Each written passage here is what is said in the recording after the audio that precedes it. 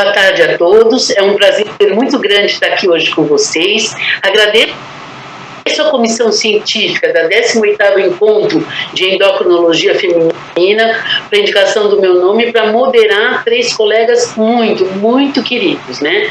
Primeiro eu vou me apresentar. Meu nome é Vera Lúcia Schenfeld, eu sou reumatologista, professora, doutora adjunta da disciplina de reumatologia da Unifesp, Escola Paulista de Medicina.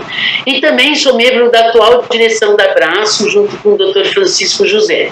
E hoje eu vou ter um prazer muito grande de dividir a mesa e moderar essa mesa, em que primeiro nós vamos chamar a doutora Marise Lazarete Castro, uma amiga antiga, né, que vai falar, olha o tema da Marise: quando dosar e como usar vitamina D, abordagem única para todos ou individualizar para cada um. A doutora Marise é livre docente, professora adjunta da disciplina de endocrinologia da Unifesp, Escola Paulista de Medicina, é uma colega da Unifesp, e chefe do setor de doenças osteometabólicas da Unifesp. Depois vai vir em seguida, menos querido, o Dr. Francisco José Albuquerque de Paula, que ele vai falar para nós de adiposidade e qualidade do osso. Será que existe relação entre essas duas modalidades? O Dr. Francisco José é professor associado do Departamento de Clínica Médica da Faculdade de Medicina de Ribeirão Preto, da Universidade de São Paulo. E ele também é o atual presidente da Abraço. E, por fim, nós vamos ter, não é porque é o último, não menos querido, né? Muito querido, o Dr. Dalisbor Marcelo Silva Weber, que é de Santa Catarina, e ele vai falar para a gente sobre tratamento sequencial da osteoporose. O Dr. Dalisbor é professor adjunto da disciplina de endocrinologia de Univille e é mestre em medicina interna e especialista da SB. E nós vamos ter que cada um deles vai falar 20 minutos e ao final nós vamos voltar, nós todos, e vamos ter 20 minutos de debate. E eu peço para vocês mandarem muitas perguntas, porque tem só fera aqui para responder as perguntas de vocês. Boa aula para todos. Olá, pessoal. É um prazer estar aqui com vocês de novo no Endo Feminina. Eu agradeço a Polimara por mais esse convite. Seria um prazer estar aí com vocês junto. Mas quem sabe o ano que vem a gente vai poder se reunir de novo em Porto Alegre. O meu nome é Marise Lazarete Castro, eu sou professora da Escola Paulista de Medicina e lá eu chefio o grupo de doenças osteometabólicas. E a Polimara me convidou para essa palestra para falar sobre quando dosar e como usar a vitamina D. Existe uma abordagem única para todos ou a gente deve individualizar? É um assunto bastante atual, né? Eu acho que nós vamos poder discutir um pouco sobre isso nos próximos 20 minutos. Eu não tenho nenhuma declaração de conflito de interesse e, então, esse tema envolve várias questões. A primeira delas, assim, quando a gente deve pedir uma dosagem de 25-hidroxivitamina D? A gente não deve pedir para todo mundo, né? É uma das reclamações hoje em dia dos serviços de saúde suplementar, do próprio SUS, a sobrecarga de solicitações de dosagem de 25-hidroxivitamina D. Depois de dosado, qual é o alvo terapêutico, né? Qual é a meta que eu devo desejar para esses nossos pacientes? Ela varia, essa meta pode variar de um paciente para outro? E depois, como titular essa dose? Existem particularidades que nós vamos discutir. Então, a primeira pergunta é: quando eu devo pedir a dosagem da 25-hidroxivitamina D para avaliar o status de vitamina D do nosso paciente? Eu devo pedir para aqueles indivíduos que são de risco para deficiência, de maior risco para deficiência. E aqui nós temos 3 categorias, né, 3 situações em que pode levar à deficiência de vitamina D. A primeira delas é quando a produção ou a ação da vitamina D é insuficiente, né? Quer a produção na pele ou as transformações dos seus metabólitos no fígado e no rim, né? Mas eu queria chamar a atenção aqui para um grupo em especial, que é um grupo que pode talvez compor a maior parte dos casos de deficiência de vitamina D que a gente observa na nossa população, nos nossos pacientes, que é a restrição à exposição solar. Isso acontece por orientação médica, por exemplo, na gestação, nos indivíduos que têm risco de câncer de pele, nos indivíduos que fizeram transplante e recebem medicações que são contraindicados à exposição solar, no lúpus eritematoso sistêmico, mas tem um grupo de indivíduos que, em geral, se submete a menor exposição solar, que são os doentes. Aqueles indivíduos que têm alguma doença que limita a sua exposição ao sol, ou que diminui a sua exposição ao sol. E a gente vê isso no nosso dia a dia, né? E nem sempre a gente questiona como está a vitamina D deste indivíduo, que muitas vezes fica mais dentro de casa, em ambientes fechados, né? Uma outra categoria que a gente deve lembrar também são as situações em que pode acontecer o sequestro da vitamina D, especialmente na obesidade, ou a degradação ou consumo aumentado. Então, situações, por exemplo, de inflamações crônicas no hiperpara primário, algumas medicações podem interferir na metabolização hepática da vitamina D, né? Então, são situações que podem levar a uma maior degradação ou consumo da vitamina D.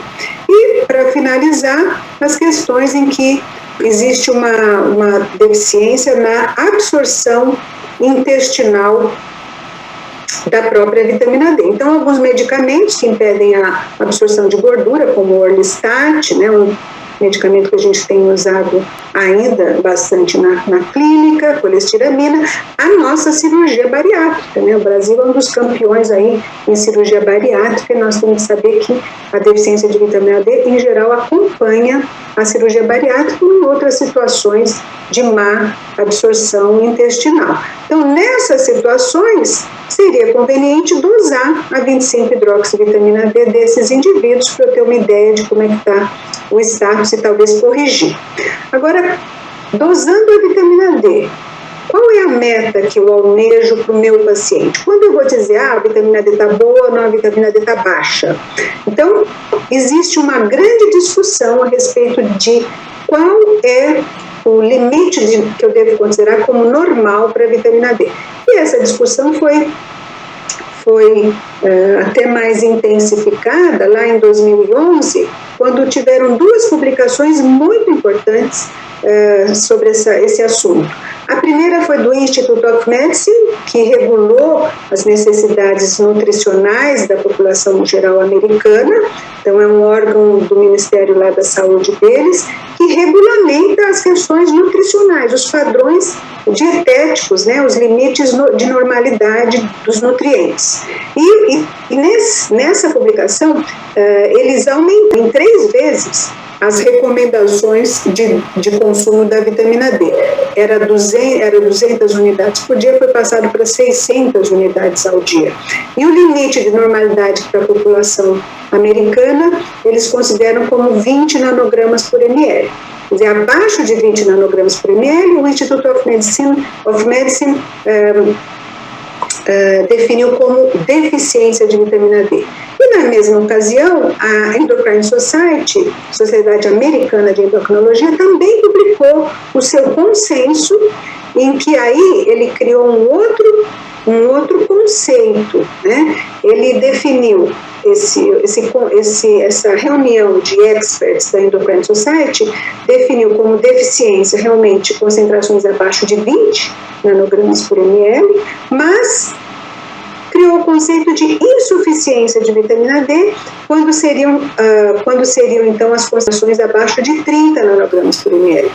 E a base disso foi basicamente em função das consequências esqueléticas da deficiência de vitamina D, e aqui no caso esse exemplo é em relação aos níveis de paratormônio, né? Então aqui vocês podem ver que existe uma relação inversa entre os níveis de paratormônio e a 25-hidroxivitamina D, e essa concentração se estabiliza, em geral, a partir dos 30 nanogramas por ml, e, em geral, esse foi um dos critérios utilizados para definir isso como um limite de normalidade.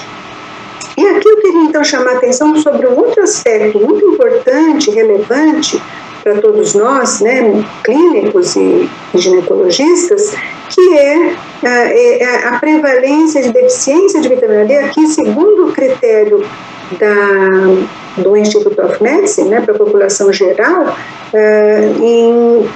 dentre as crianças e os adolescentes. Então, esse é um estudo da Vanessa Radonsky, que é uma aluna minha de doutorado, que levantou mais de 400 mil dosagens de 25-hidroxivitamina D em indivíduos de 0 a 18 anos, que vieram provenientes do banco de dados de um centro diagnóstico aqui do Brasil, que foram avaliados em 6 estados do Brasil, de latitude 8 graus norte até 30 graus ao sul, entre 2014 e 2018, né?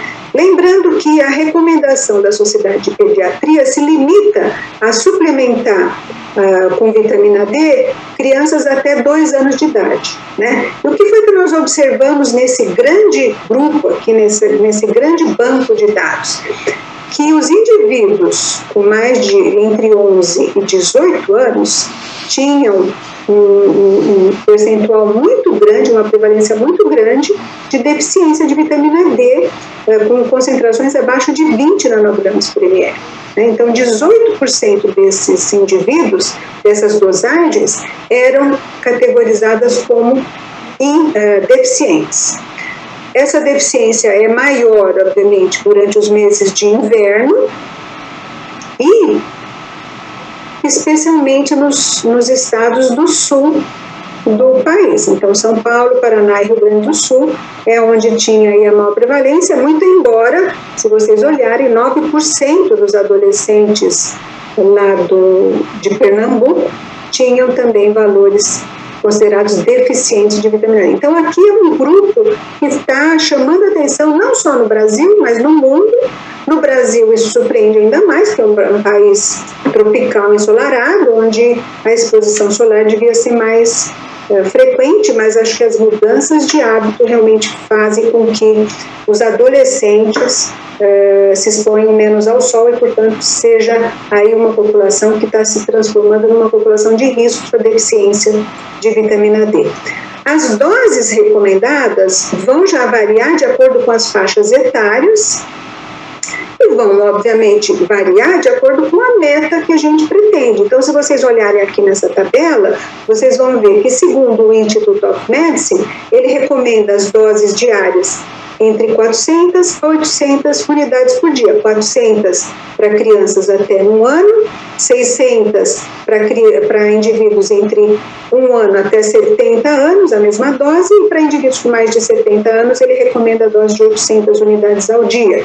Enquanto que a Endocrine Society, que almeja níveis mais elevados, também recomenda doses mais elevadas de vitamina D diárias, né? Então, isso vai realmente depender do alvo que a gente quer atingir. Mas vocês vejam que as doses não superam a 2.000 unidades ao dia nos adultos, tá? Então, aquelas megadoses, elas não são recomendadas para a população geral. Só em situações específicas, por exemplo, especialmente em situações de má absorção intestinal, aí a gente precisa usar doses maiores. Mas para a população que tem absorção intestinal adequada, essas doses seriam suficientes, tá? E aqui eu quero chamar a atenção de vocês para uma outra discussão, né? Esse valor de normalidade deve ser aplicado para todo mundo. Nós atendemos no nosso consultório, particularmente, indivíduos com determinadas doenças, né? Então, a gente não trata a população geral, a gente trata indivíduos que muitas vezes são doentes. E aqui eu recomendo a leitura de vocês para esse artigo que nós escrevemos, né, esse grupo da Comissão da Sociedade Brasileira de Endocrinologia, que é justamente falando sobre quais seriam os valores de referência para 25-hidroxivitamina D. Então, para adultos. Então, o nosso consenso é que concentrações abaixo de 12 nanogramas por ml da 25-hidroxivitamina D estão associadas a uma doença óssea grave, que é o raquitismo e a osteomalácia. Situações acima de 20 nanogramas por ml nós concordamos que está adequada para a população geral saudável, né? Mas que existe um risco de intoxicação quando essas concentrações superam 100 nanogramas por ml. Dificilmente nós vamos atingir essa concentração, a não ser que você use doses muito elevadas, muito acima dessas recomendadas que eu mostrei na tabela anterior, tá? E a intoxicação é uma situação grave que a gente deve evitar. Pode levar a hipercalcemia, insuficiência renal, uma série de problemas graves que persistem por muitos meses. Então, é uma situação que a gente não recomenda, tá? Mas a questão aqui que nós levantamos nesse artigo foi justamente trazer para debate, será que algumas populações especiais se beneficiariam com doses maiores do que as 20 nanogramas por ml recomendados pelo Institute of Medicine? E aí nós temos aqui alguns dados para mostrar para vocês, para mostrar que nem sempre um alvo é bom para todas as situações clínicas. Nesse estudo, por exemplo, é uma meta-análise, uma revisão sistemática com meta-análise de 25 estudos clínicos randomizados, controlados contra placebo, né, em que utilizaram a suplementação da vitamina D com dados individuais de 10 mil indivíduos, de 0 a 95 anos.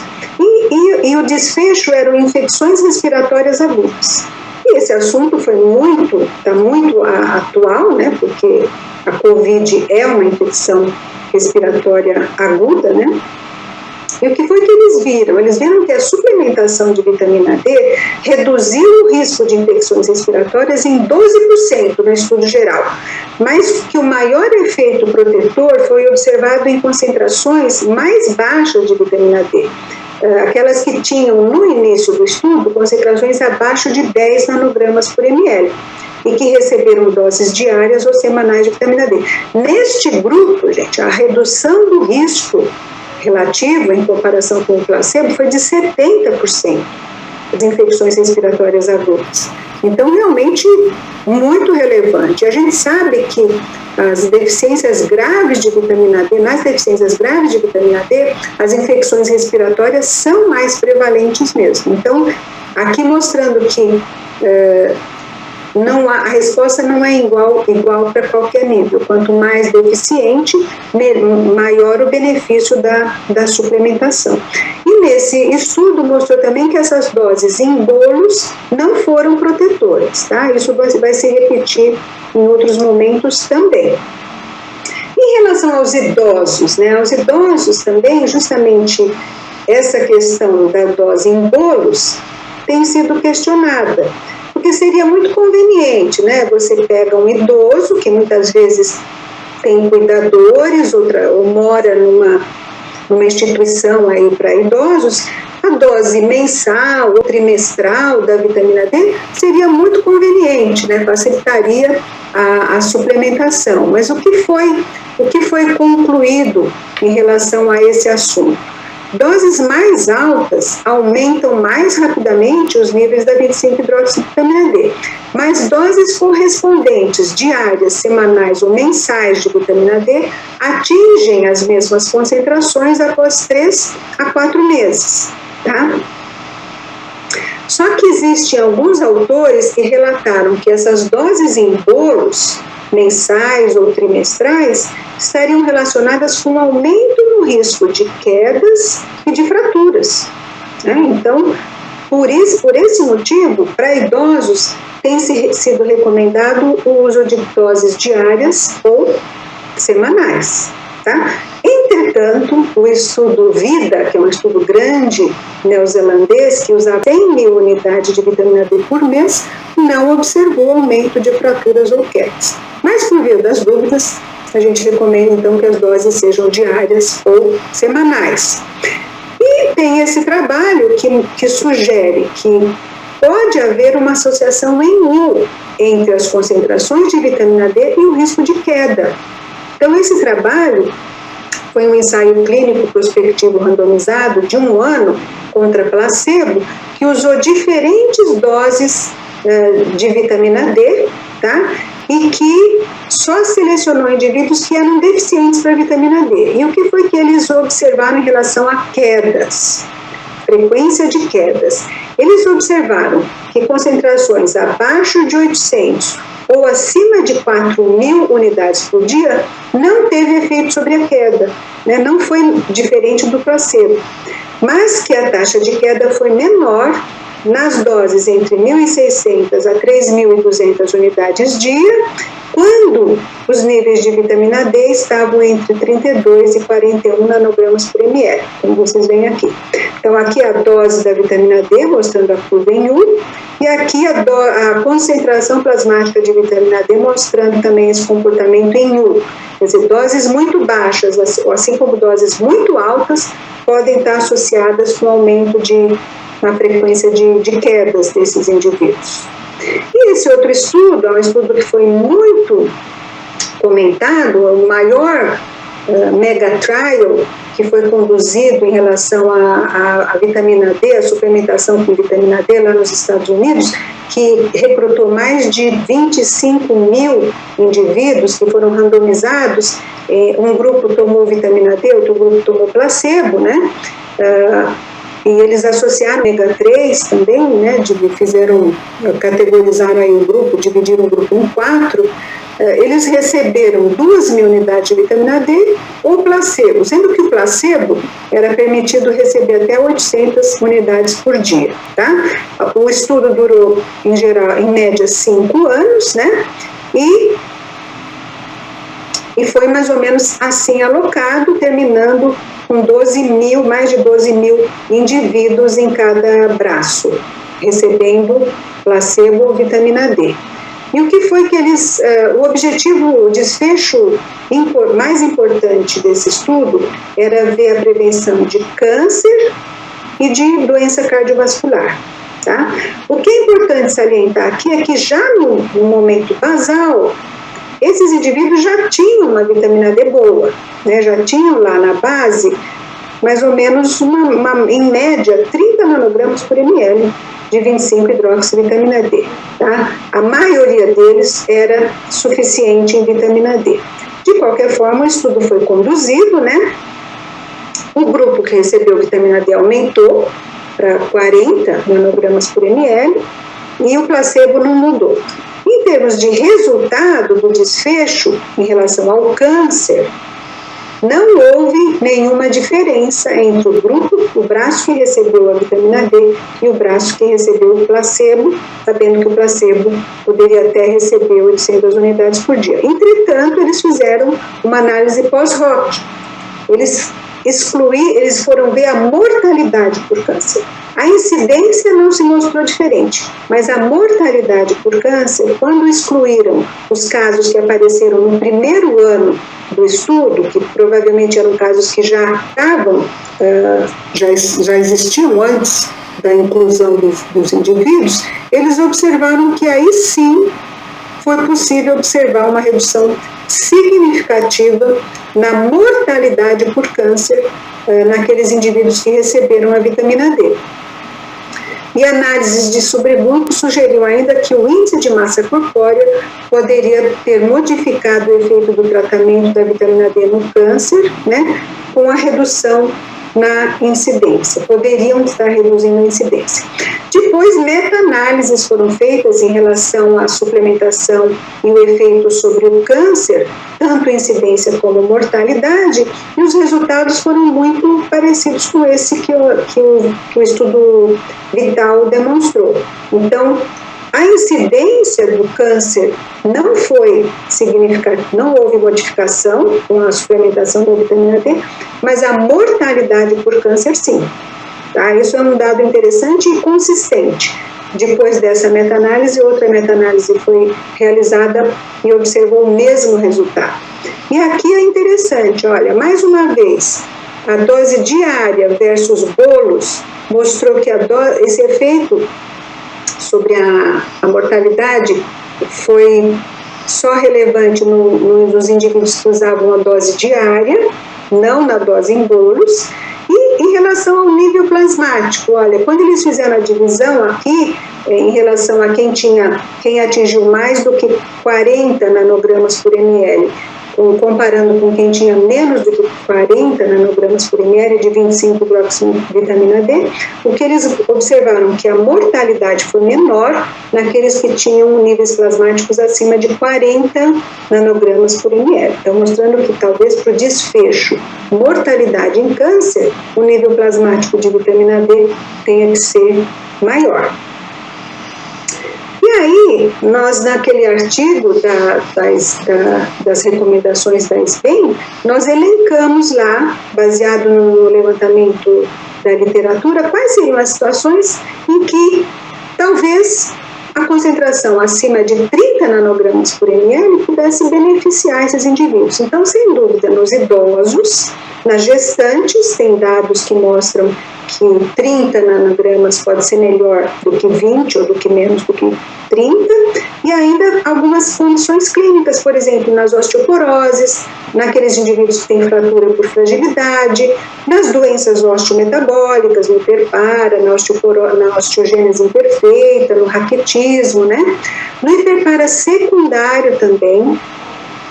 A principal causa de hiperpara secundário hoje em dia é a deficiência de vitamina D ou a deficiência nutricional de cálcio, né? Que são as principais causas que acabam no hiperpara secundário, e que a correção desses níveis de 25-hidroxivitamina D muitas vezes exigem que se deixe em concentrações acima de 30 e por períodos até de 3 a 6 meses para a gente ver algum resultado em relação à redução de hiperpara secundária.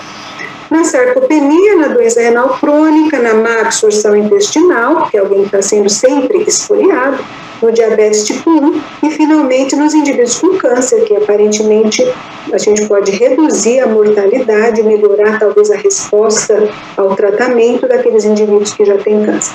Para quem quiser se aprofundar mais no assunto, eu recomendo esse artigo, que saiu o ano passado, e que eu tive a oportunidade de participar também como coautora, que discute exatamente esse assunto da aula de hoje. As doses, os níveis plasmáticos, as formas, né, a posologia, a rota de administração. Será que uma dose é adequada para qualquer um ou a gente deve individualizar a dose? Recomendo a leitura desse artigo e, para finalizar, então, as mensagens finais que eu deixaria aqui para a gente depois poder abrir a discussão. Não se recomenda a dosagem universal da 25-hidroxivitamina D, não deve pedir para todo mundo, né? A gente deve pedir para aqueles indivíduos com risco para deficiência, que eu já mostrei para vocês, né? E aqui lembrar que os adolescentes despontam agora como um grupo de risco para essa deficiência. Para a população saudável, população geral saudável, o alvo deve ficar acima de 20 nanogramas por ml, então abaixo de 20 realmente é deficiente, mas esse alvo pode variar em função das situações clínicas e do desfecho almejado. Raquitismo e osteomalácia ocorre quando a 25-hidroxivitamina D está bem baixa. Então, na deficiência grave, eu vou poder ter raquitismo e osteomalácia. Mas para tratar o hiperpara secundário, concentrações acima de 30 nanogramas podem ser necessárias para o seu paciente.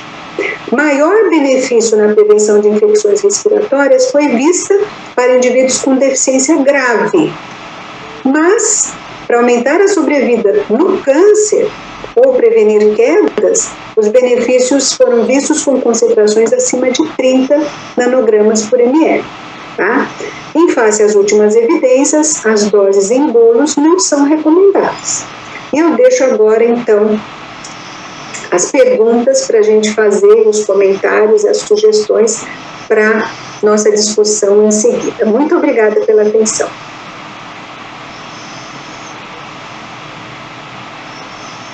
Olá, eu sou Francisco José Albuquerque de Paula, eu sou professor do Departamento de Clínica Médica da Faculdade de Medicina de Ribeirão Preto, da Universidade de São Paulo, e atualmente eu sou o presidente da Abraço.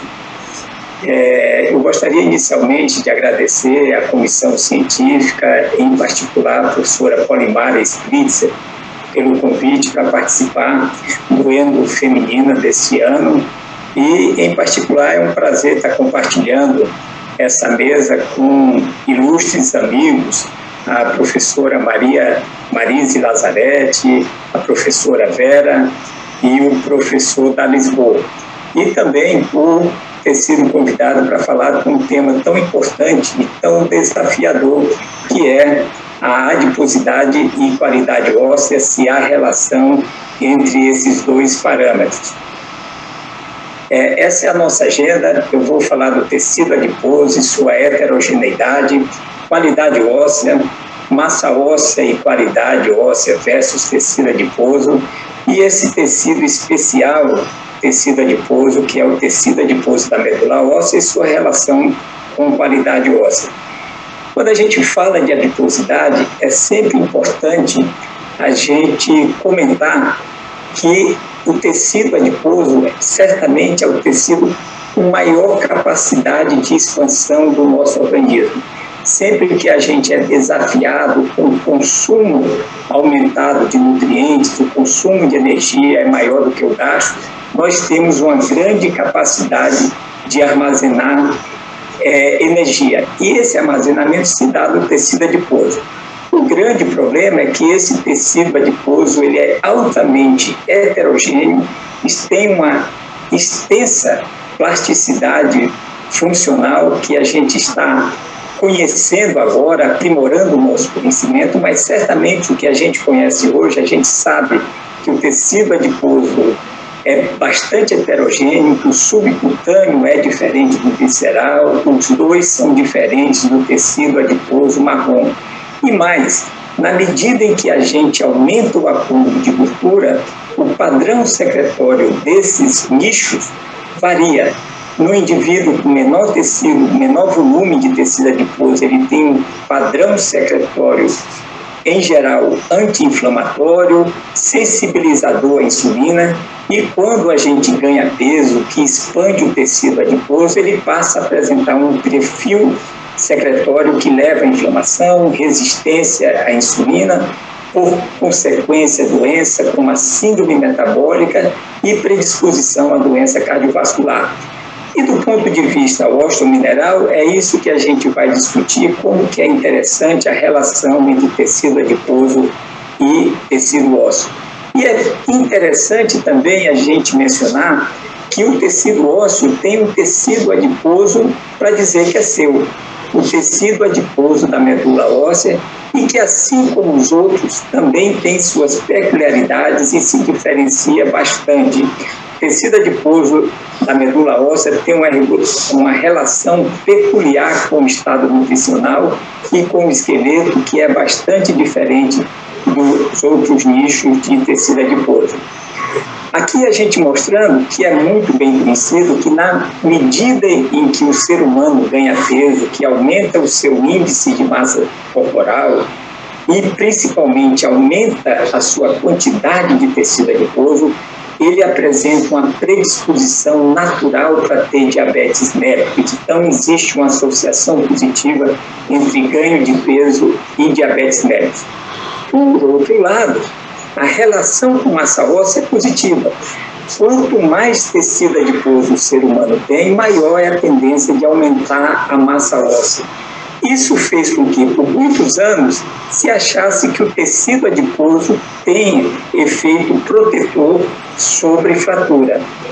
Essa impressão mudou a partir de um trabalho realizado por uma brasileira, a professora Melissa Premaor, que há 10 anos atrás mostrou que pessoas obesas, pessoas que chegavam com fratura em um centro de referência de fratura no Reino Unido, as que fraturavam, que eram obesos, era mais ou menos a quantidade das não obesas. Esse trabalho seminal mostrou que a obesidade não protege com fratura. Em um outro trabalho, a professora Melissa também mostrou que há certa tendência entre as obesas que fraturam de ter menor massa óssea. Então, mesmo nas obesas, a massa óssea serve como um parâmetro de fator de risco de fratura. Mas o fato é que a obesidade tem uma relação positiva com a massa óssea e que muito provavelmente o que mais atrapalha a tendência, a resistência óssea é a qualidade e não a massa óssea. E o que é essa qualidade óssea? É um termo que é utilizado para explicar ocorrências ósseas que não podem ser explicadas diretamente pela medida de massa óssea.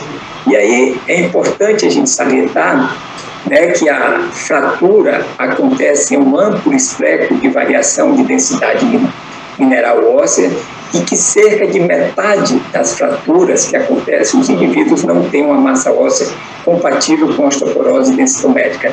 Nesses indivíduos, o que prevalece é um prejuízo, provavelmente, da qualidade óssea, que muito provavelmente é o que acontece com o obeso. Vocês vejam que existem vários fatores que são colocados como que propiciam qualidade ao tecido ósseo, microlesões, padrão de estrutura de colágeno, propriedades da mineralização, o arranjo de organização trabecular e também parâmetros ligados à própria estrutura óssea, como a geometria óssea, a quantidade de cortical.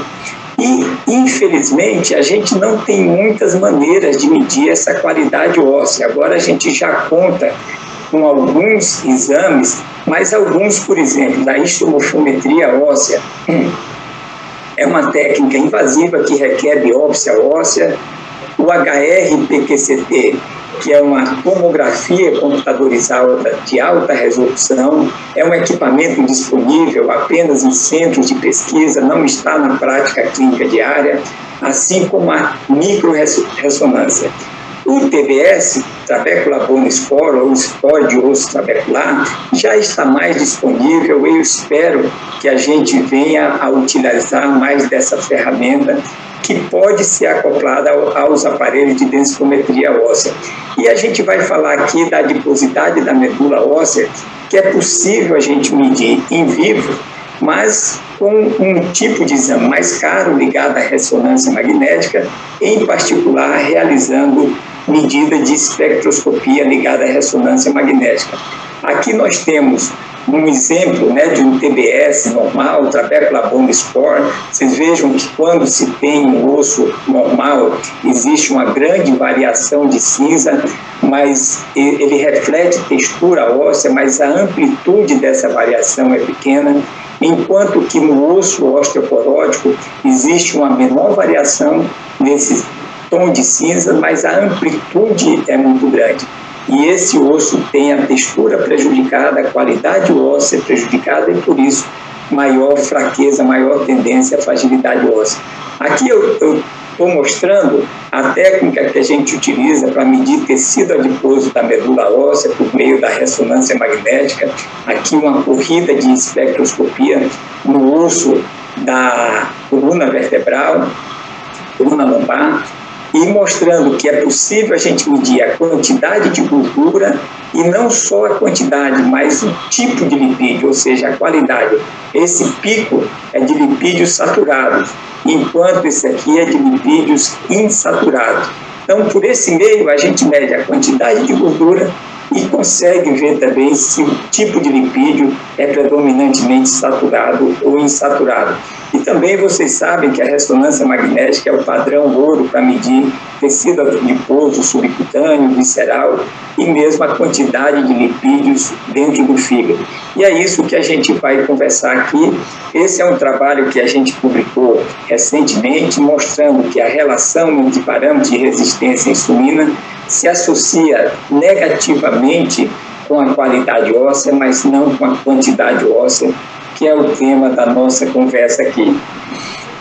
Eu queria mostrar para vocês que nesse grupo de pessoas sem diabetes, mas com ampla variação de peso, mostra que o tecido adiposo visceral, o tecido adiposo subcutâneo, a quantidade de lipídios hepáticos não tem associação negativa com a massa óssea em coluna lombar, colo do fêmur e no fêmur proximal. Vocês vejam que esse tecido adiposo que tem um efeito negativo sobre a saúde e predispõe a diabetes, não tem efeito negativo sobre a massa óssea. Ao contrário, O TBS, aquele score de osso trabecular, esse sim mostra que quanto mais tecido adiposo visceral a pessoa tem, menor é esse índice de osso trabecular. Assim como a resistência à insulina se associa negativamente com o TBS. Então, é possível que o TBS detecte uma possível perda de qualidade e talvez tendência à fragilidade óssea em pessoas com resistência à insulina. Aqui é um outro trabalho que nós publicamos, né, foi feito por um aluno de doutorado, Sérgio Batista, que ele estudou pacientes com hipercortisolismo, e vocês sabem que o glicocorticoide piora a massa óssea, mas piora principalmente a qualidade óssea. E mais uma vez, vocês vejam que a quantidade óssea do paciente com Cushing foi menor que a do obeso, mas não foi significativamente menor que a do controle. Por outro lado, o TBS captou a diferença entre obesos e controles, e ainda que o Cushing é pior do que o obeso. Então, o TBS do obeso é menor que o do controle, e o TBS do paciente com Cushing é menor que o do obeso e menor que o do controle. Portanto, mais uma vez, o TBS se mostrando uma ferramenta útil para detectar alterações ósseas em situações em que a massa óssea não é tão comprometida. Aqui, mais uma vez, mostrando dados com relação à doença de Cushing, veja que os pacientes, né, a quantidade de tecido adiposo visceral não se associa negativamente com a massa óssea, nem a quantidade de lipídios hepáticos com a massa óssea, nem o ROMI-R. Quando a gente parte para avaliar o TBS, todos esses parâmetros se associam negativamente com o TBS. Então, resistência à insulina está associado negativamente com o TBS na doença de Cushing, mostrando que esse exame é capaz de detectar alterações ósseas também na doença de Cushing. Então, nessa primeira etapa aqui da nossa conversa, eu gostaria de salientar que nossos resultados reforçam dados que indicam que o peso tem efeito positivo sobre a massa óssea. Nossos resultados sugerem que a distribuição considerada não saudável de gordura, a deposição de gordura no tecido visceral, não se associa negativamente com a massa óssea. Por outro lado, há associação negativa entre tecido adiposo visceral, lipídios intrahepáticos e ROMI-S com o índice de osso trabecular, o score de osso trabecular. Essa foi a primeira parte da nossa conversa e agora eu vou conversar com vocês sobre a questão do tecido adiposo da medula óssea. Primeira coisa que é importante a gente mencionar é que o adipócito da medula óssea ela provém de uma mesma célula-tronco que dá origem também a osteoblastos. Então, em muitas situações, em adultos que cursam com osteoporose, se acha que o aumento da conversão de célula-tronco em adipócito, ou seja, a diferenciação em adipócito, ocorre em detrimento da formação de osteoblasto. É isso que a gente vai ver a seguir. Então, vocês vejam aqui, em animais com o envelhecimento, há uma queda conhecida por todos da massa óssea, mas vejam o que acontece com o envelhecimento com relação ao tecido adiposo, que aumenta exponencialmente na medula.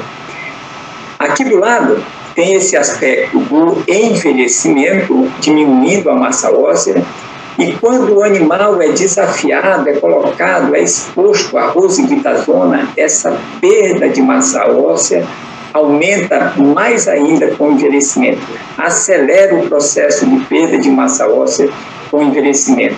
E o que a rosiglitazona faz com a adipogênese da medula óssea? Aumenta significativamente, ou seja, O animal, quando é exposto à rosiglitazona, perde mais massa óssea, ganha mais tecido adiposo.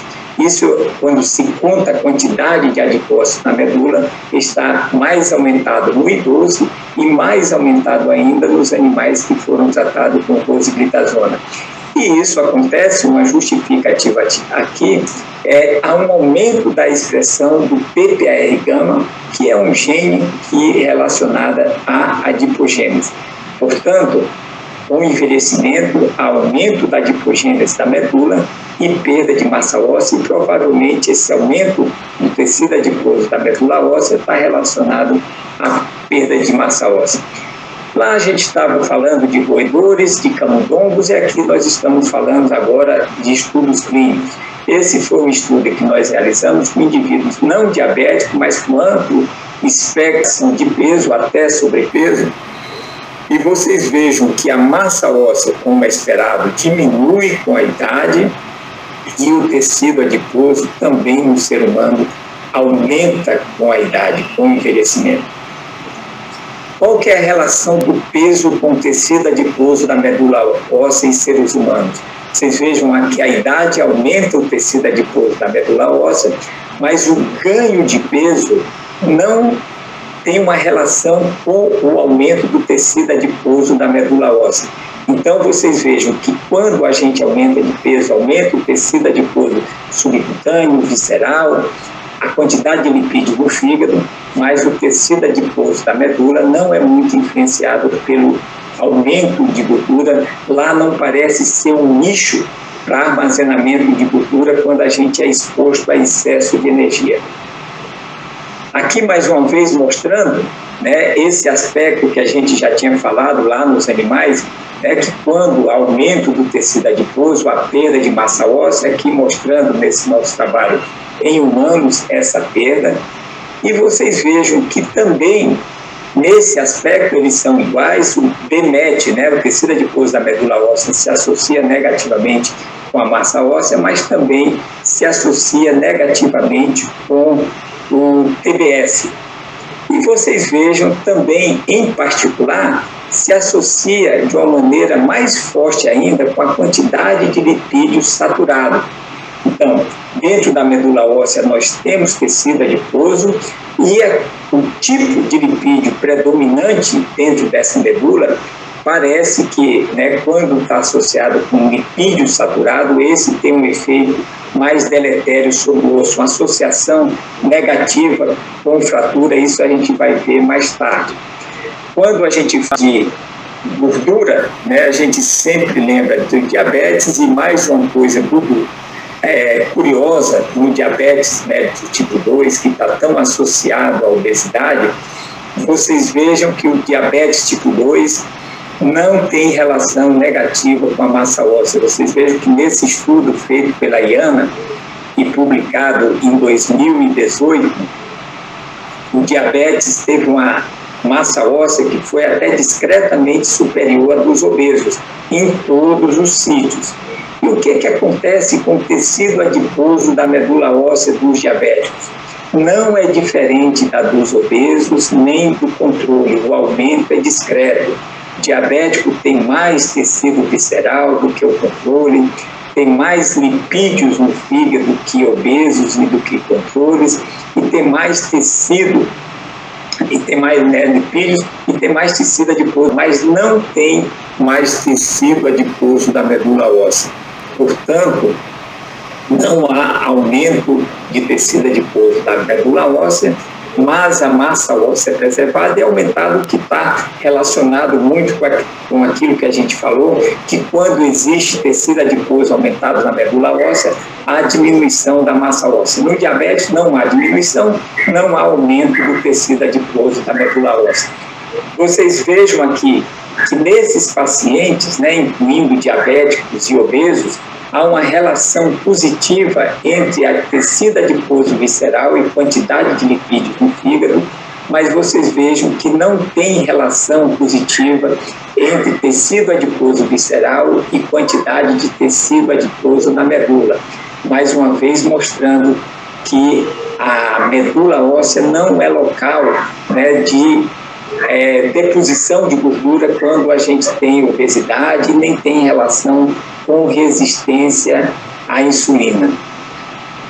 Então, mais uma vez mostrando que o tecido adiposo da medula óssea não é aumentada em diabetes, mas eu queria chamar a atenção para esse trabalho que foi publicado há alguns anos atrás por Petsky e colaboradores, em que ele mostrou que o diabético apresenta uma maior quantidade de lipídios saturados e principalmente o diabético que fratura apresenta maior quantidade de lipídios saturados que o diabético que não fratura.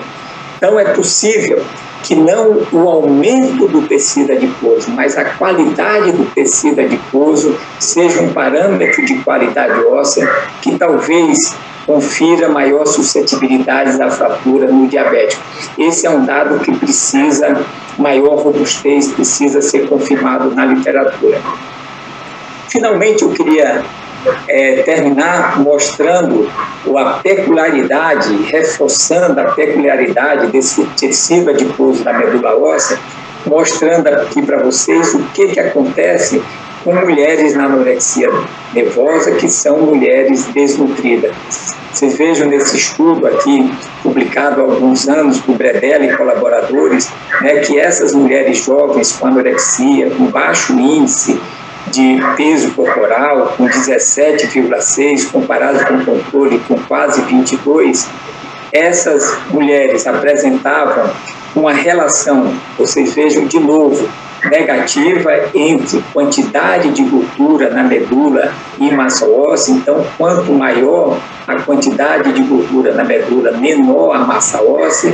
E aqui mostrando, muito claro na corrida de espectroscopia, que essas pacientes com anorexia apresentam uma quantidade de lipídios na medula muito maior que indivíduos controles.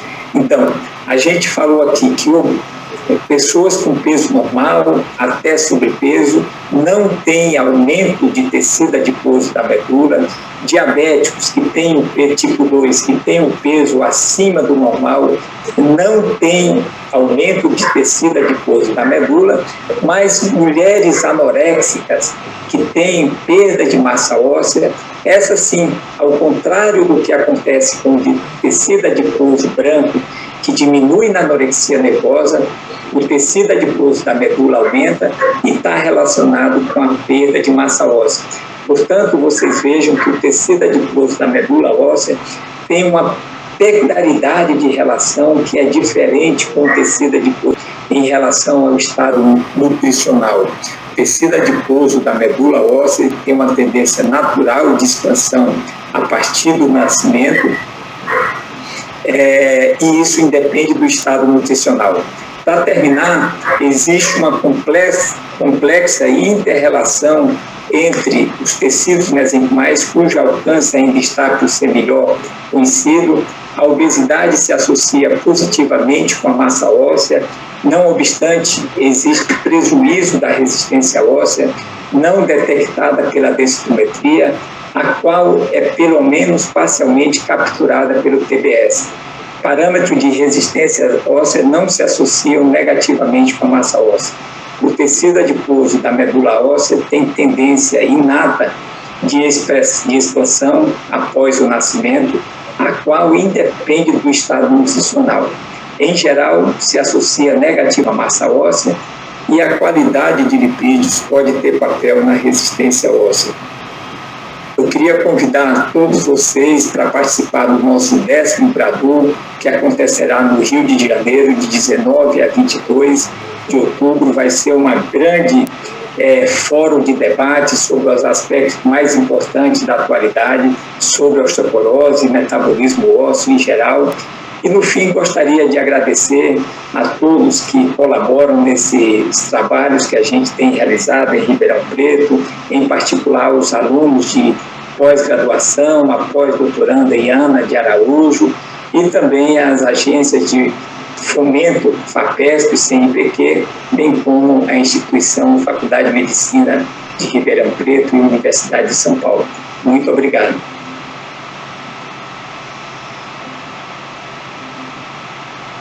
Olá, eu gostaria de agradecer imensamente o convite e honrado pelo convite da Polimara para essa apresentação e dar uma luva ao pessoal dessa mesa, que é um prazer estar aqui de volta no Endo Feminina.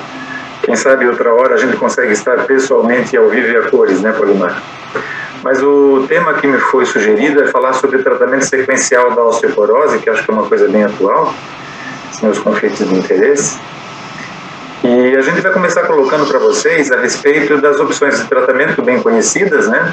Nós temos a classe de tratamentos antirreabsortivos definidos, temos aqueles que são formadores de osso propriamente dito, sendo que a baloparatida não é disponível no Brasil, e os de duplação, que seria aquele que tem uma ação formadora óssea importante, mas também tem uma ação importante antirreabsortiva, que é o romosozumab. Então, por que a gente optaria pela terapia sequencial? Porque a osteoporose é uma doença crônica e degenerativa e provavelmente a gente vai ter que tratar isso pela vida inteira. E porque essas medicações todas que temos no mercado, nenhuma delas mostrou uma eficácia num período maior do que 10 anos e mesmo nível de segurança. E os antirreabsortivos mais potentes que a gente utiliza, que é o bisfosfonato e o denosumab, são associados a raros, mas eventos severos que podem ser fratura típica e osteonecrose de mandíbula. Então a gente vai ter, às vezes, que parar a medicação para observar a evolução do paciente e, quem sabe, então, nessa hora, fazer um tratamento que a gente chama de sequencial. Normalmente, com bisfosfonatos de 3 a 5 anos, a gente faz essa observação, que é o drug holiday, né? E também lembrar que os anabólicos, eles são usados por curto espaço de tempo. Então, o romosozumab eu vou usar por 1 ano, e a teriparatida e a baloparatida eu vou usar por um período de 2 anos. Sabendo-se que depois disso a gente vai ter que usar um antirreabsortivo para poder segurar a massa óssea ganha. Então, os nossos guidelines, eles já nos colocam mais ou menos da necessidade de fazer essa sequência do tratamento. Veja que num paciente de muito alto risco, eu vou usar uma droga preferencialmente anabólica, ou quem sabe até um antirreabsortivo mais potente, mas independente do que eu vou usar, na sequência provavelmente eu vou ter que fazer uma derivação para outra medicação, ou seja, vai ser um tratamento já considerado sequencial. Mesma coisa ocorre nos pacientes de alto risco, então isso faz parte inclusive dos nossos guidelines, quer seja a sociedade que esteja avaliando. A gente vai começar conversando sobre esses tópicos: anabólicos para antirreabsortivos, antirreabsortivos para anabólicos e antirreabsortivos para antirreabsortivos. O que a gente teria mais de evidência hoje em termos de medicina aí para a gente poder fazer tratamento? Então, anabólico para antirreabsortivo. A gente vai falar primeiro da teriparatida para alendronato. É sabido já de longa data que a teriparatida tem a sua janela de oportunidade no início do tratamento, fazendo com que você tenha um aumento de ganho de massa, sobretudo as custas, então, daquele período de formação alinhada. Mas os estudos mostraram que depois de um período de mais ou menos 30 meses, a gente tem uma perda de massa óssea importante naqueles pacientes que não fizeram uso de antirreabsortivo posteriormente. Então, se a gente olhar no gráfico aqui, a gente consegue ver na densitometria óssea de quadril total que nos pacientes que estão com placebo já tem uma baixa massa óssea, naqueles que fizeram teriparatida e continuaram usando depois com bisfosfonato, conseguiram manter um nível de massa óssea melhor comparado com teriparatida continuada, né? Então, isso mostra para a gente que quando você utiliza um antirreabsortivo, você tem uma chance grande de ter uma redução da massa óssea ganha pela teriparatida e também o risco de fratura foi reduzido nesses pacientes. Então, a gente precisa utilizar um antirreabsortivo, que no caso eu estou mostrando como é eficaz o uso do alendronato após teriparatida. Mas também os estudos com denosumab após teriparatida são muito interessantes. O estudo DataSwitch mostra exatamente isso aqui. São mulheres na pós-menopausa tratadas por 2 anos com teriparatida apenas, ou denosumab apenas, ou a sua combinação, e foram alocadas para tratamento por mais 2 anos da seguinte forma. Então, assim, quem estava só na teriparatida foi para denosumab, quem estava com denosumab foi para teriparatida e quem fazia combinação foi para denosumab. E a gente viu que a densitometria óssea de coluna aumentou mais após a transição do tratamento no grupo teriparatida para denosumab, como mostra aqui o gráfico, né, em azul. Quer dizer, o ganho exponencial na sequência foi muito maior quando eu troco de teriparatida para denosumab. Ao contrário, quando eu denosumab transfiro para teriparatida, eu tenho até uma perda de massa óssea nessa fase inicial. Outra transição de medicamentos, outra sequência que a gente pode utilizar é o denosumab após o romosozumab. Então, o estudo FRAME, a sua extensão, mostrou a eficácia do tratamento de 1 ano com romosozumab, seguido de 2 anos de denosumab. Então, aqui, só para mostrar para vocês, comparado a placebo, então eu tenho um paciente que usou romosozumab versus placebo, e esses grupos foram para denosumab. O que se viu é que, no paciente que previamente usou romosozumab, ele teve aumento de coluna, densidade mineral óssea, de coluna de 10,6, de quadril de 5,2 e colo femoral 4,8. E também eu percebo que no paciente que fez romosozumab, ao invés de placebo e que continuou com denosumab, teve uma redução de risco de fratura, quer seja vertebral, de 66%, de fratura clínica de 27% e fratura não vertebral de 21%. Então, são dados bem consistentes na necessidade do uso de um antireabsortivo após o uso do romosozumab.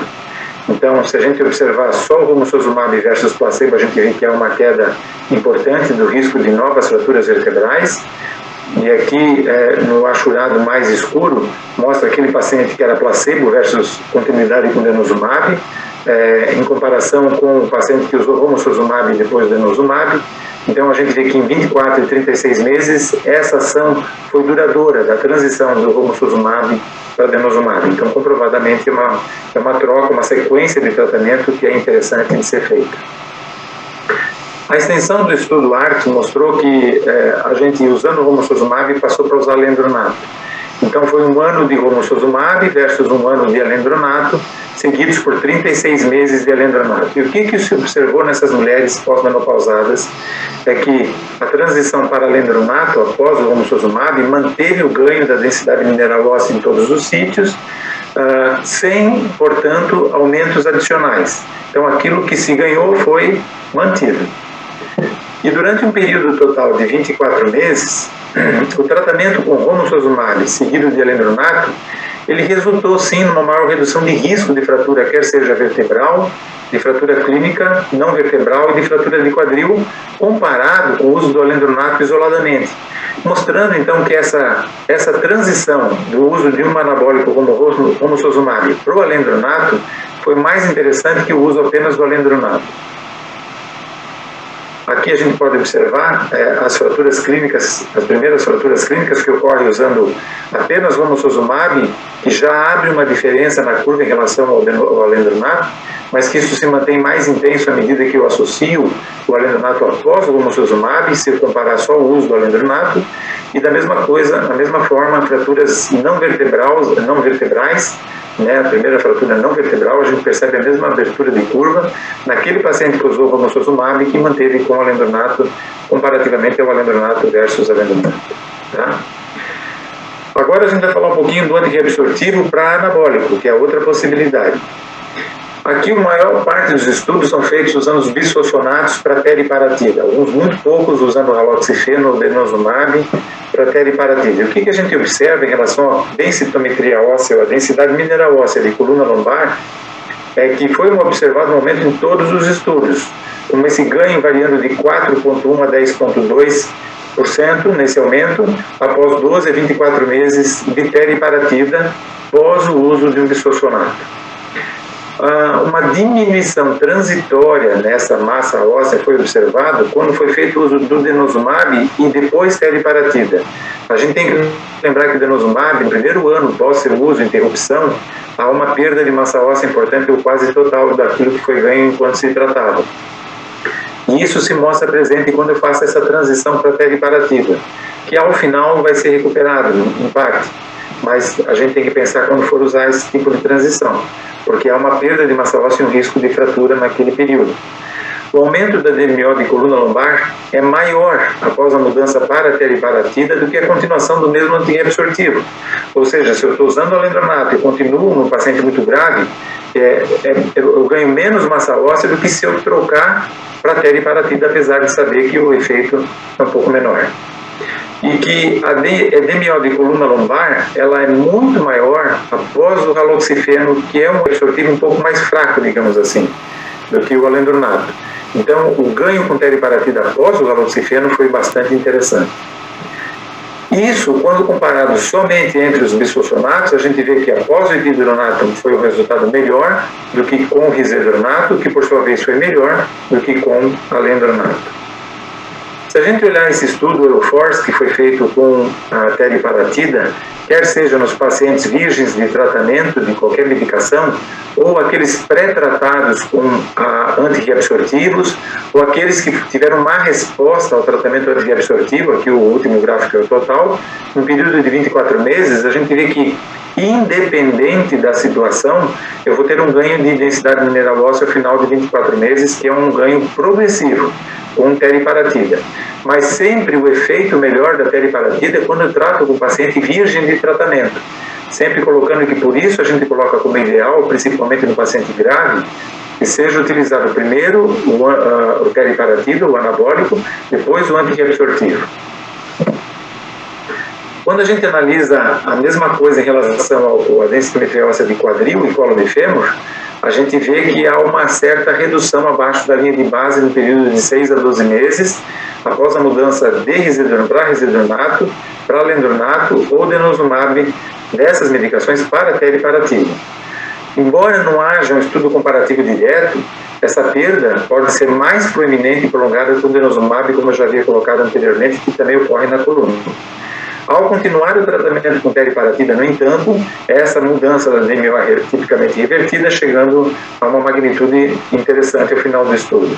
Mas que isso acaba sempre sendo mais importante quando a gente faz a mudança do raloxifeno para teriparatida. Ou seja, quando eu penso usar um anabólico após um antirreabsortivo, a melhor resposta sempre vai ser quando eu estiver usando um anabólico menos potente, entendeu? E aí eu vou ter uma resposta melhor do ganho de DMO. A administração prévia de bisfosfonato pode ter impacto nulo ou mínimo sobre os efeitos favoráveis da teriparatida nas propriedades minerais ósseas e da matriz orgânica.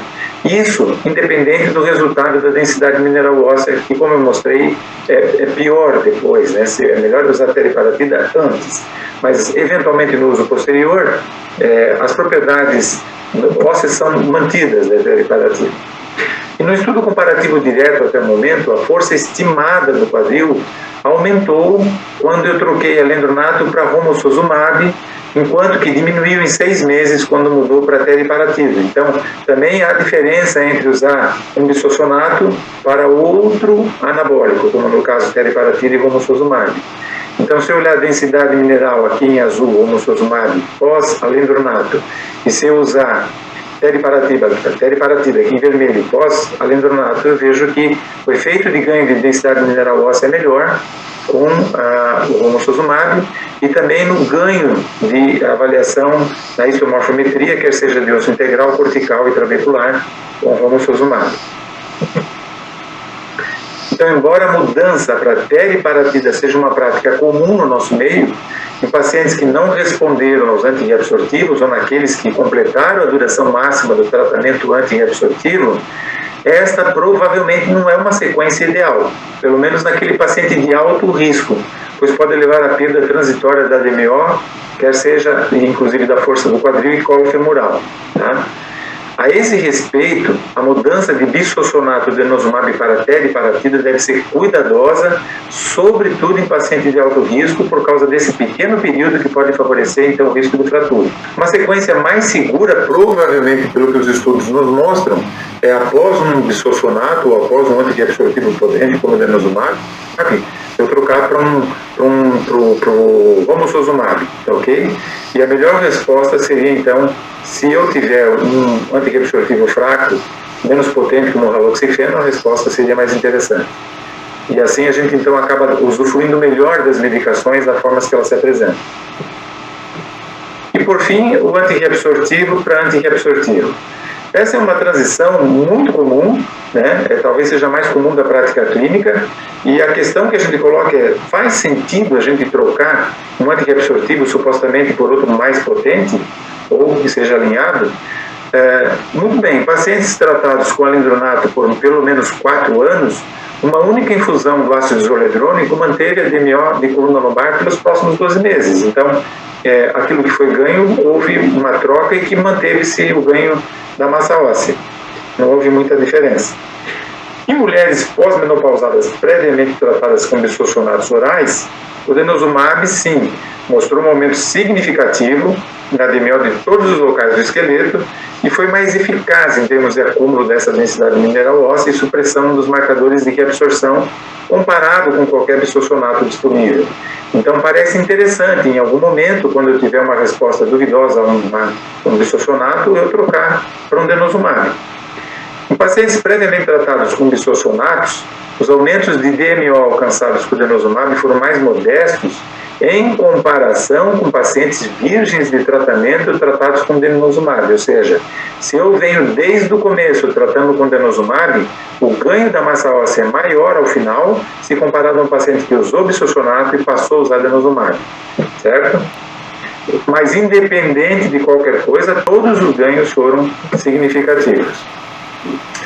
Então, até o momento, não há dados de eficácia antifratura em pacientes na transição de bisfosfonato para denosumab ou, geralmente, de um antirreabsortivo para outro. E, por fim, a transição para um antirreabsortivo, em especial bisfosfonato oral ou intravenoso potente, é obrigatória para manter os ganhos da densidade mineral óssea e evitar o aumento do rebote no risco de fratura em pacientes que descontinuam o denosumab. Eu acho que para vocês já deve ser bem conhecido a questão de que o denosumab, independente do período de uso que a gente tenha, após já o uso de 2 injeções daquela subcutânea, você tem um efeito antirreabsortivo tão potente que ao final do ganho de massa óssea, você suspendendo a medicação, em 12 meses você tem o risco de ter fratura por perda dessa massa óssea. Então, a respeito dessa suspensão do denosumab, a gente vê que as fraturas vertebrais ocorrem dentro de 7 a 20 meses, uma mediana de 11 meses, após a última injeção de denosumab utilizada. O número médio de múltiplas fraturas vertebrais está entre 4 ou 5, mínima de 1 e máxima de 11, segundo os estudos. E os valores de CTX nesses pacientes são extremamente altos no momento em que ocorrem essas múltiplas fraturas vertebrais. E que a vertebroplastia realizada nesse momento pode ser um risco para novas fraturas vertebrais. A gente tem que ter isso bem em mente. Então, o que a gente faz para evitar o efeito do rebote do denosumab? Depois que eu ouvi que o paciente não tem mais osteoporose, eu decidi que o paciente vai suspender a medicação porque chegou no resultado que eu queria, a gente pode fazer a troca para alendronato. Então, num primeiro momento, iniciar alendronato 70 mg 5 a 6 meses após a última do denosumab, porque a vida média do denosumab é pelo menos de 6 a 8 meses. Então, até lá eu vou ter a eficácia do denosumab. Então, eu vou iniciar alendronato 5 a 6 meses depois. Num tempo que a gente considera de 2 meses, 4 meses, 6 meses, 9 meses, 12 meses, a gente mede o CTX para acompanhar esse paciente, né? Ele tem que estar no menor limite superior da faixa normal da pré-menopausa, se sim, continuar com o alendronato, e se o CTX ainda assim aumentar muito, uma possibilidade seria de trocar o ácido isoledrônico. Uma outra possibilidade, depois de 1 ano do denosumab, e nesse mecanismo, é fazer uma densitometria óssea. Se a densitometria mostrar uma perda de massa óssea importante, maior que a variação mínima que a gente tenha dessa densitometria, se ela for dentro de uma meta esperada, eu continuo com o alendronato. Agora, se não, se teve uma perda, eu troco para ácido isoledrônico. E de 12 a 18 meses eu avalio novamente o CTX, novamente eu avalio a questão de estar dentro do limite ou não, né? E posteriormente eu posso ir acompanhando esse paciente com CTX e DEX. Mas provavelmente depois de 1 a 2 anos, talvez eu já não tenha mais essa redução acelerada de perda de massa óssea. Uma outra possibilidade, então, seria trocar para o ácido isoledrônico. Da mesma forma, a gente vai fazer a aplicação endovenosa depois de 6 meses após a última dose de denosumab. Vou acompanhar com densitometria, com CTX, né? Isso aqui vai me dar uma ideia de se vai usar ou não ácido isoledrônico. Também eu vou medir, depois da aplicação feita, no período de 3, 6, 9 e 12 meses, e se esse paciente persistir com um aumentado acima daquilo que a gente esperaria para uma pré-menopausa, eu vou manter o tratamento, né? Do contrário, se o paciente estiver já equilibrado, eu posso suspender. A densitometria no tempo 12 meses após esse tratamento também vai me dar uma orientação. Se tiver perda, eu posso continuar o tratamento. Se tiver adequado e eu até ganho, eu posso suspender. E ali em 12, 18 meses, até 24 meses, eu posso acompanhar, conforme for o resultado do CTX. Se for um efeito rebote muito grande, ou mesmo da densitometria com uma perda importante de massa óssea, estaria indicado, então, o uso do ácido isoledrônico. O que fazer no caso daqueles pacientes que usaram denosumab, descontinuaram e tiveram fratura vertebral?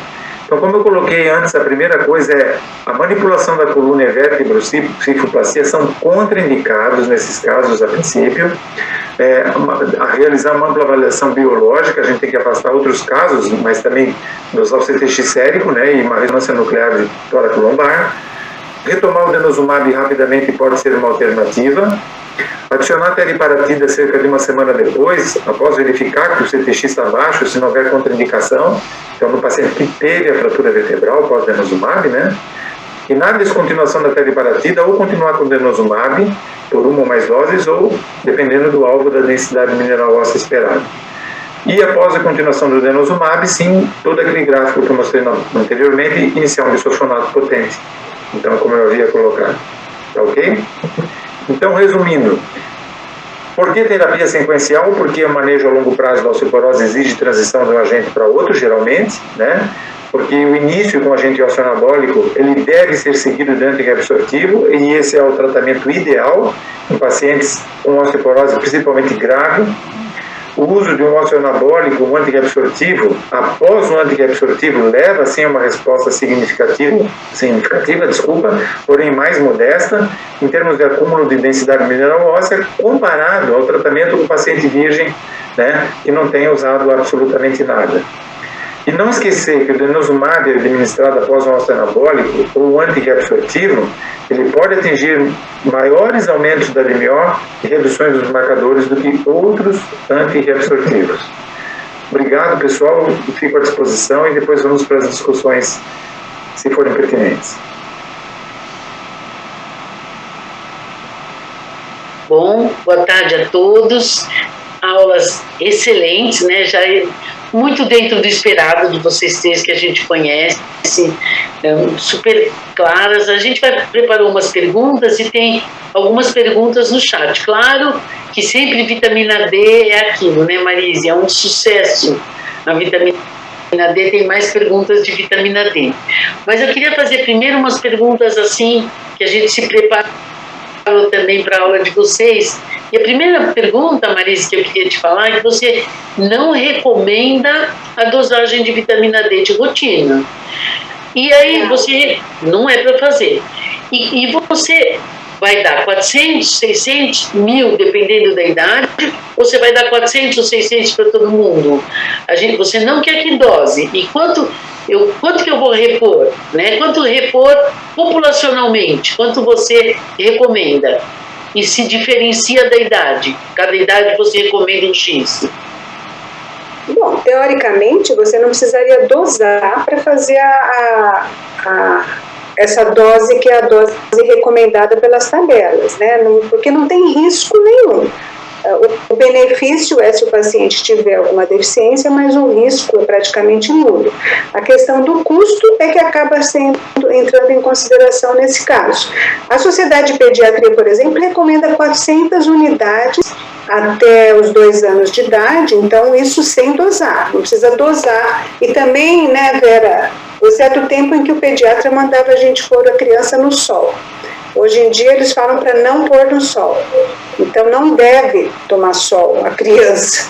Então certamente ela tem que tomar a vitamina D, senão, especialmente no momento, né, do crescimento mais rápido que ela vai ter na vida, que são esses primeiros 2 anos de vida. Então é importante repor, suplementar a vitamina D nessas crianças. E o que a gente tem visto é que talvez os adolescentes também vão acabar entrando nessa recomendação pela mudança de comportamento aí, né?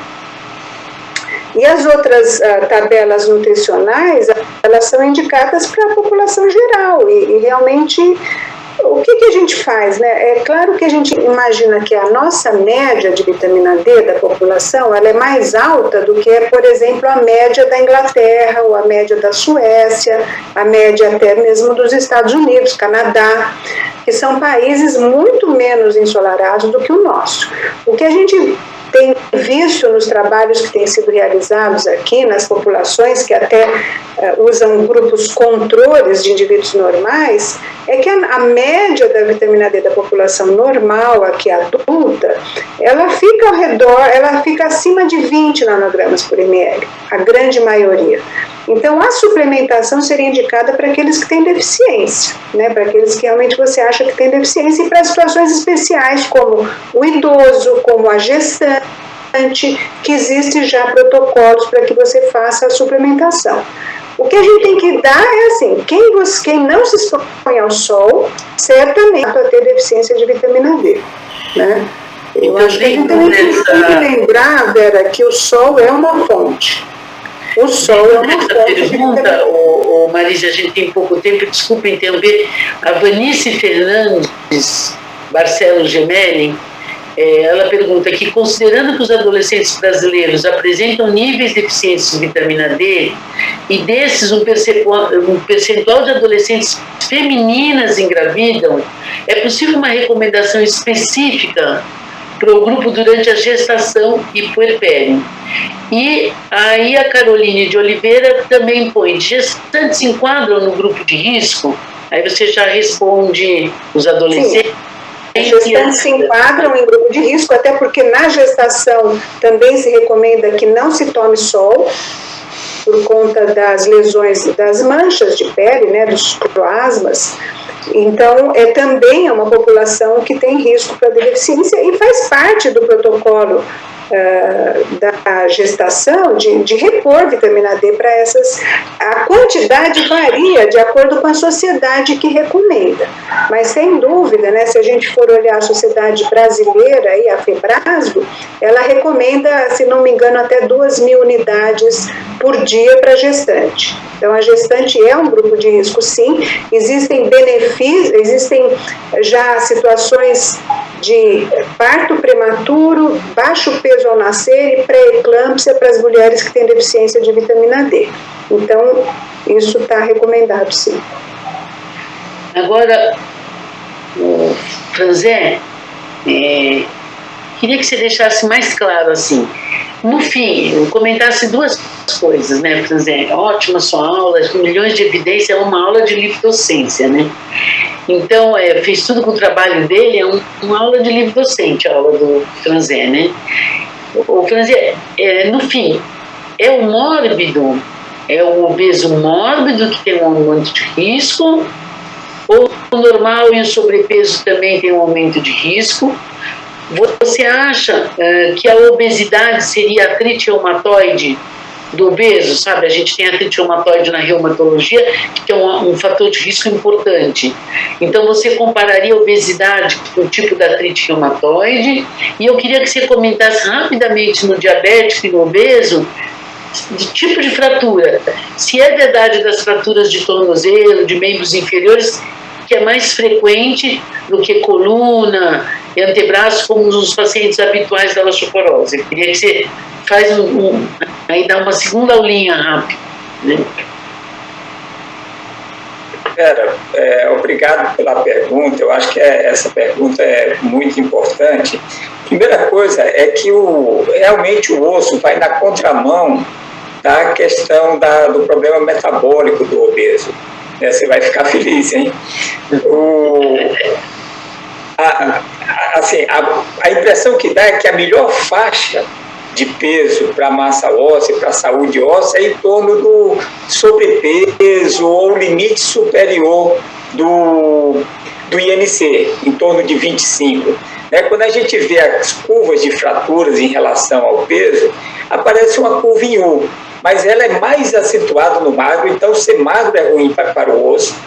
E aí, quando passa dos 30, também não é bom para o osso, né? Então, a mensagem, eu digo assim, né? Você é uma pessoa magra, mas tem uma preocupação extrema com o peso.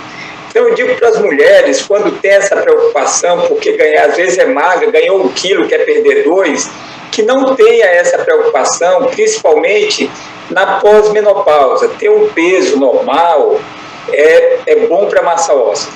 E com relação à fratura, realmente a fratura do obeso é diferente do diabético.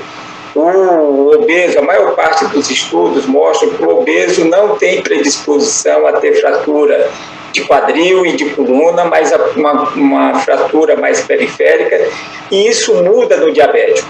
O diabético ele passa a ter mais fratura em quadril e coluna. Eu não sei se eu respondi suas perguntas. Não, respondeu sim. É aquela o J, é ruim ter anorexia, é ruim ser sobrepeso, ser mórbido. O bom é como eu sou, não como a Marise é, né? Eu estou nesse quesito. Como eu era, Vera, eu estou chegando perto de você. Você está se inspirando, não é a inspiração que eu queria, né? Se o Franzé falar isso porque ele é magrinho. É. O Darinho da Lisboa quieto, que é o atletão, né? O da Lisboa,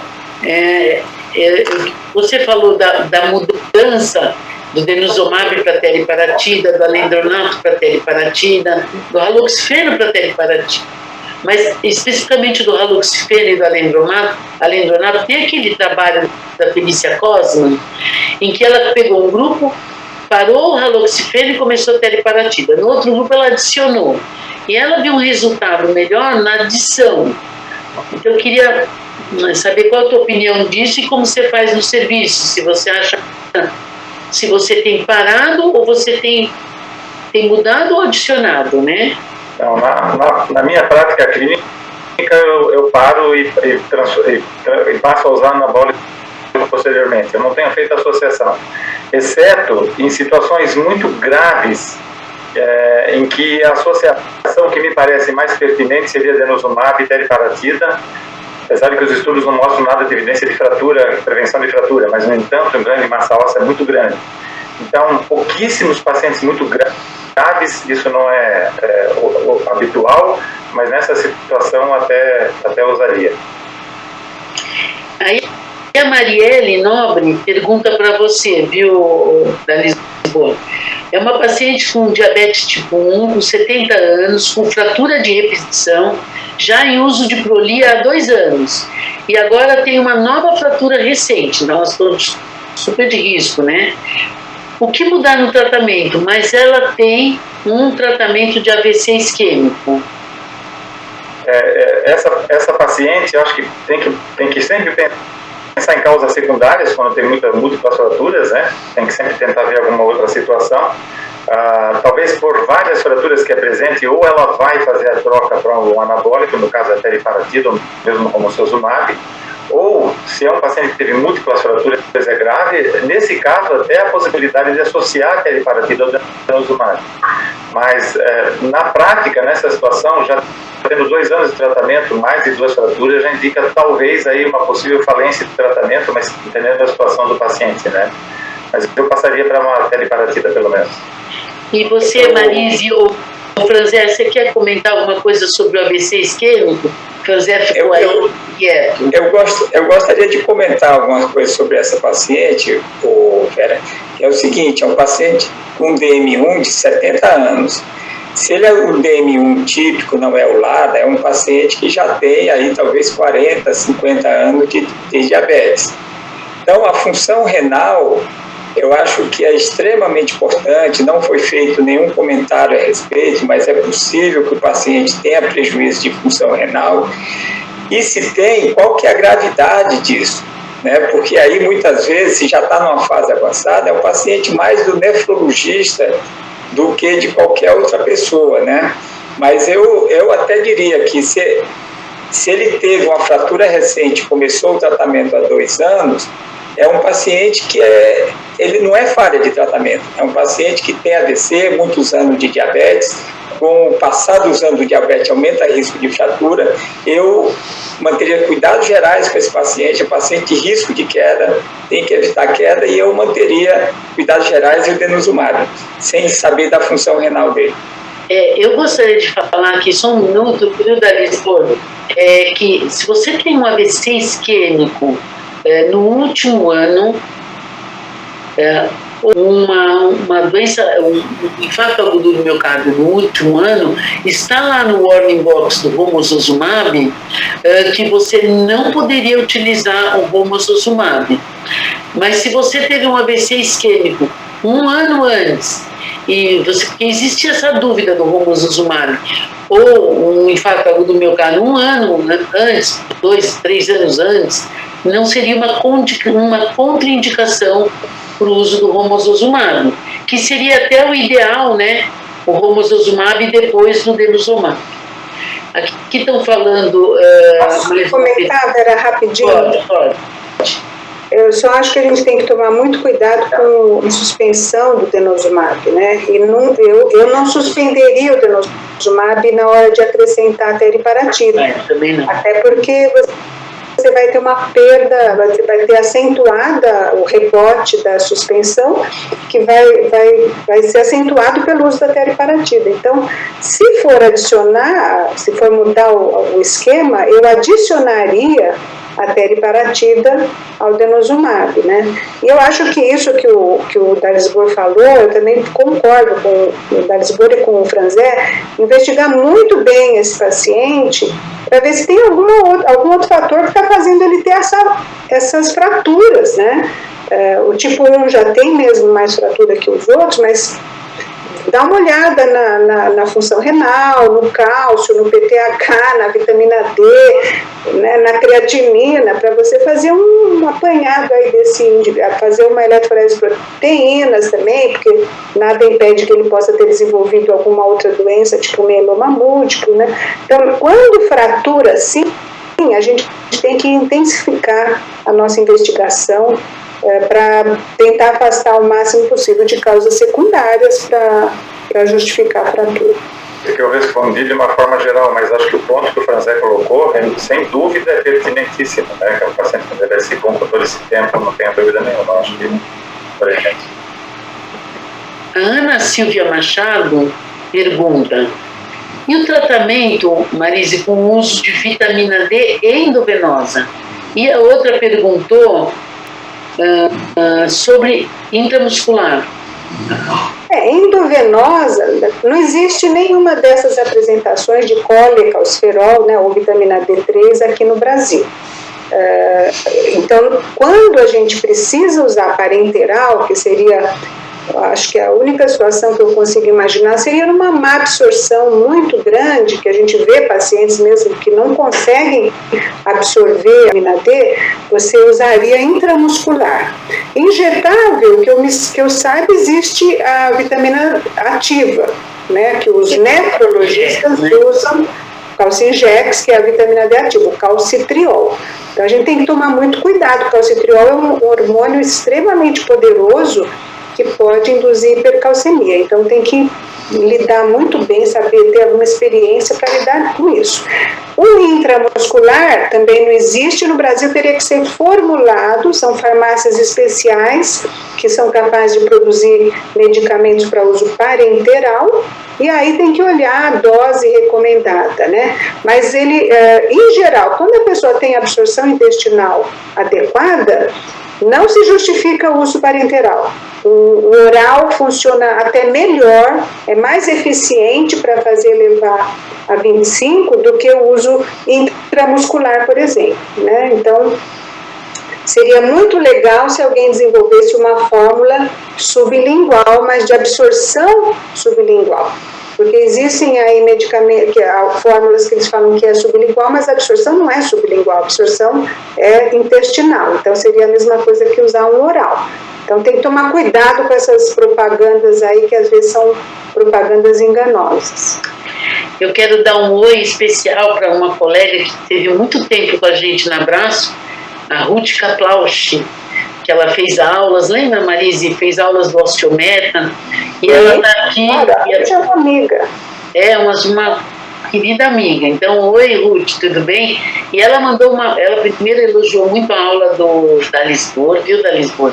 Uma colega aqui. Ruth, obrigado. E ela mandou uma pergunta que é assim: uma paciente com osteoporose, indicação de tratamento, mais de menor risco, porém com 50, 60 anos, vai usar por décadas provavelmente.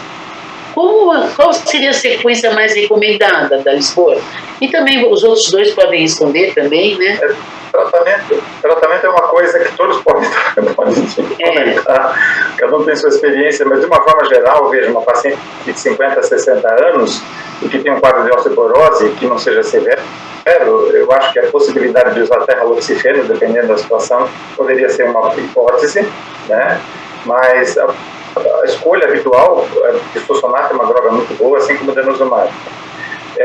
Eu vejo, eu não usaria anabólico pelo custo e pela situação, nessa situação agora, em particular, exceto se fosse um paciente que se encaixasse dentro de altíssimo risco. Mas eu lembro que os estudos de pós-análise do denosumab, eles colocam que para você ter uma melhora do quadro e considerar razoável o tratamento, você deveria ter um T-score em fêmur no final de pelo menos -1,5. E às vezes você usa uma droga como o haloxifeno ou mesmo um bisfosfonato menos potente, você poderia não alcançar esse resultado. Então por que eu vou usar se eu não consigo esse resultado? E aí o denosumab é uma droga que é muito potente e muito interessante, lembrando daquelas particularidades ao final do uso, mas eu acho que a gente tem que pensar nessa situação. Você não considerou em nenhum momento a terapia de reposição hormonal, né? Que nesse povo que está entrando na menopausa, que gosta de hormônio, não sei se ela... 50 a 60 anos, sim, é uma possibilidade. Porque é a janela de oportunidade, né? Da terapia. Por isso que eu falei do haloxifeno. Mas é uma possibilidade.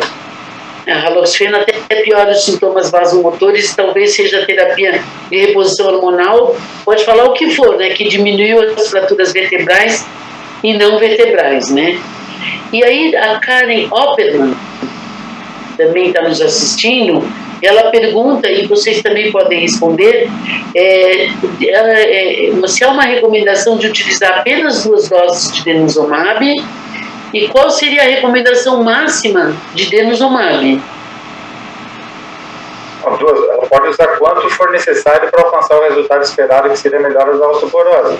Os estudos com denosumab, a gente tem estudos de até 10 anos de certa segurança. Então, até esse período, dependendo da situação em que o paciente se encontra, ela poderia definitivamente usar.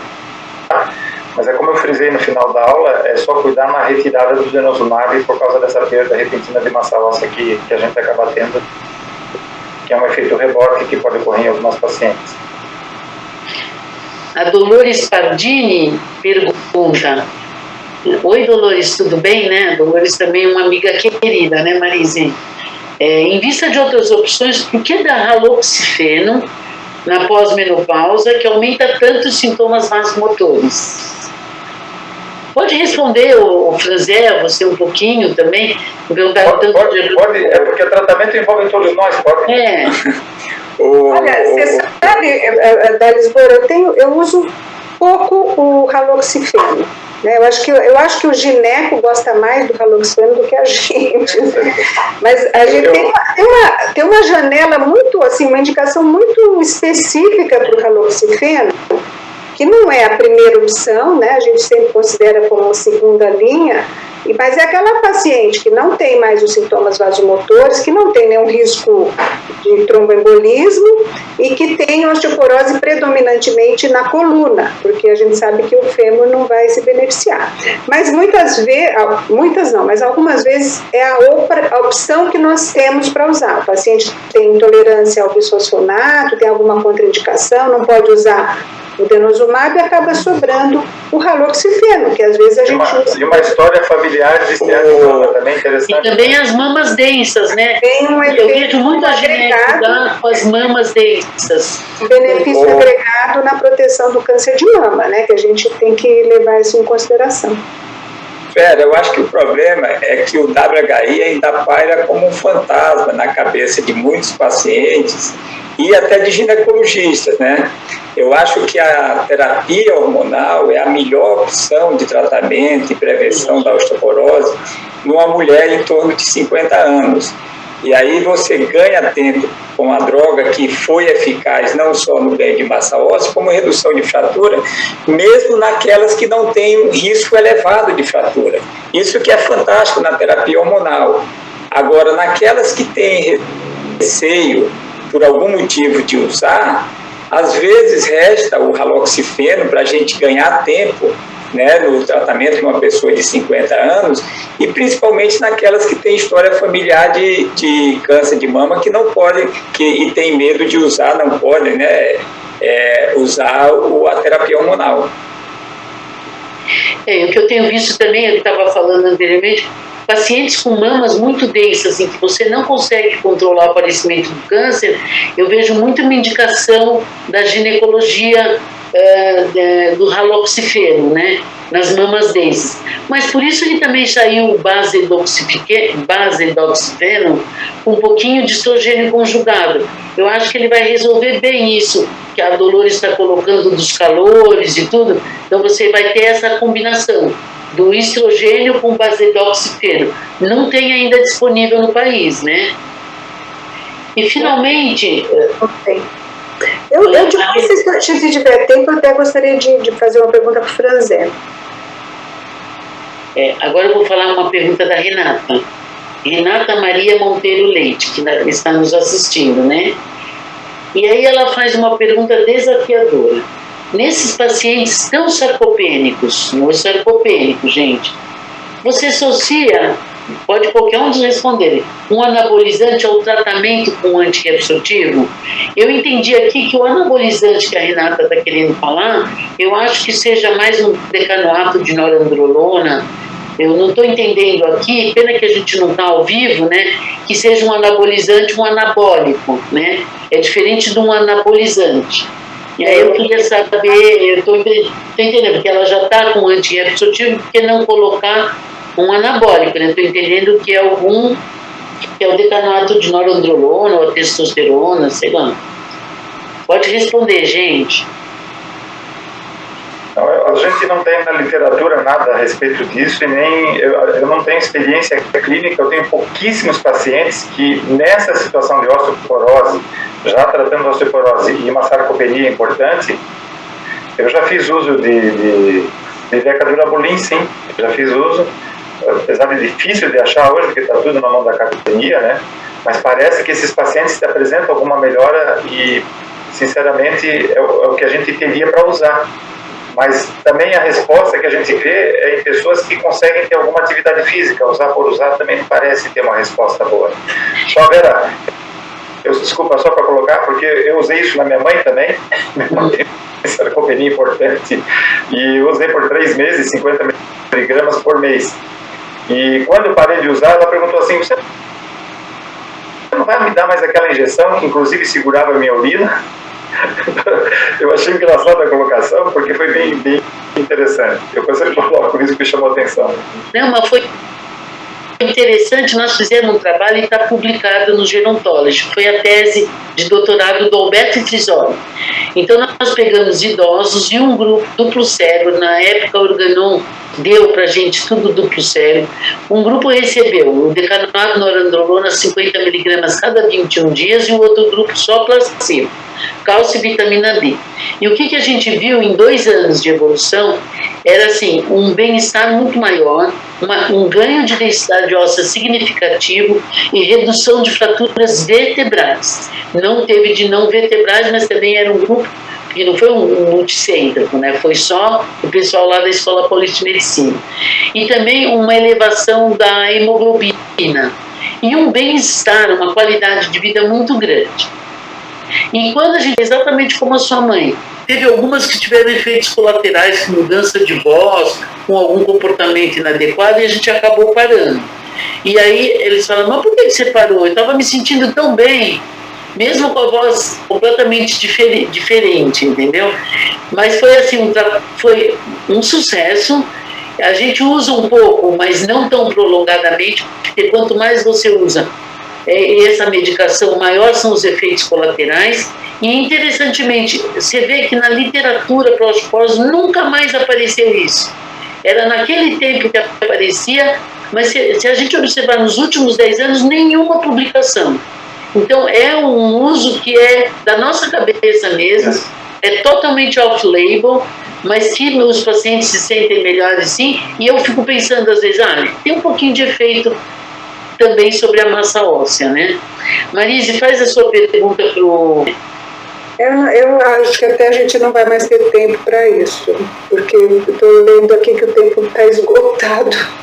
Então, antes disso, eu queria só aproveitar para convidar todos para o Congresso Brasileiro de Endocrinologia, que vai acontecer aqui em São Paulo, de 3 a 7 de setembro, em que a gente está preparando uma programação bem caprichada e vai ser presencial, então esperamos aqui contar com todos vocês. Eu esqueci de fazer o convite antes, faço o convite agora.